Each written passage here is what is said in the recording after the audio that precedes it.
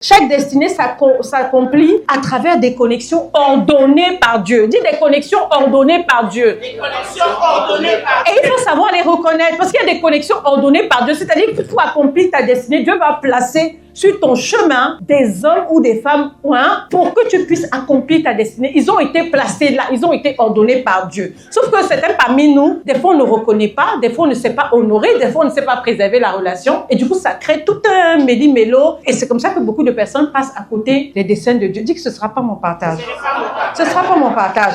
Donc en fait, Dieu ne confie jamais une mission, j'ai écrit ici, sans susciter des relations précises pour l'accomplir. Donc ces connexions ne sont pas accidentelles, ce n'est pas le fruit d'un hasard. Non, elles sont mandatées du ciel pour passer. En fait, c'est-à-dire que la grâce fonctionne comment? Elle passe d'une vie à une autre, en fait. Elle se transmet. C'est comme un passage de relais. Et mais pour ça, Dieu a établi un principe. Dis à ton voisin un principe. Dieu a établi un principe. Et le principe, c'est que ça se transmet. Donc, quand tu te connectes ou que tu sais sous une grâce, tu es héritier légitime de ce manteau.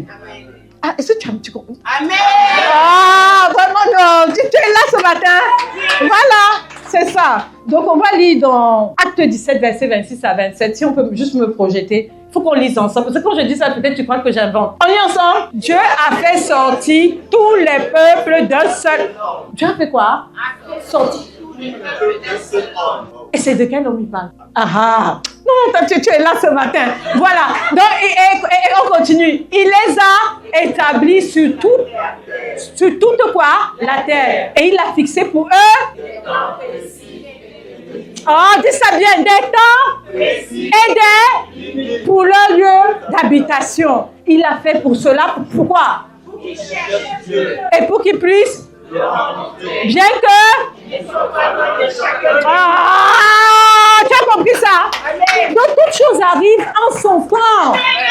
Je veux qu'on ait cette intelligence-là ce matin de reconnaître que les choses n'arrivent pas au hasard, ni accidentelles. Il y a un temps marqué. Dis à ton voisin, il y a un temps marqué. Il y a un temps fixé par Dieu. Ce n'est pas toi qui fixes le temps. Ce n'est pas toi qui décides. Il y a un temps fixé. Et il y a même un passage de la Bible qui dit que les temps et les circonstances arrivent à tous. C'est-à-dire que chacun aura sa chance à un moment donné. Enfin, sa chance. C'est-à-dire l'opportunité à un moment donné d'accomplir tous les mandats pour lesquels Dieu l'a suscité. Donc il y a un temps pour chaque chose. Maintenant, il faut qu'on ait la sagesse. Dis à ton voisin la sagesse. Le discernement. Pour reconnaître ces relations-là. C'est ça. Les honorer et les préserver.